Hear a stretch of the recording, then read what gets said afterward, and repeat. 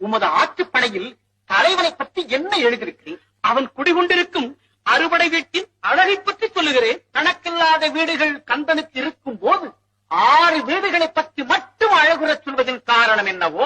என் ஐயனது வரலாற்றில் உள்ள முக்கிய கட்டமெல்லாம் 6 படை வீட்டுக்குள்ளே அடங்கிவிட்டது. எப்படி? அவர் நின்றது, அமர்ந்தது, எழுந்தது, மணந்தது, புரிந்தது, தந்தது அனைத்தும் அதற்குள் அடங்கிவிட்டது. விளக்கமாக சொல்லும். கனி கிடைக்காமல் கோபித்து நின்றது, தந்தைக்கு உபதேசம் செய்ய தானே குருபீடத்தில் அமர்ந்தது, சூரனை ஒழிக்க வீறு கொண்டு எழுந்தது, தெய்வ யானையை மணந்தது, பள்ளியை காந்தர்வ மணம் புரிந்தது, தம்பதி சமேதராய் காட்சி தந்தது. இவை அனைத்தும் சேர்ந்ததுதானே 6 படை வீடு. ஆஹா, என்னே உமது புலமை, என்னே உமது புலமை. நற்சீரரே, ஐயா, என்னை தெரியுமா உங்களுக்கு? நன்றாக தெரியும். ஆனால்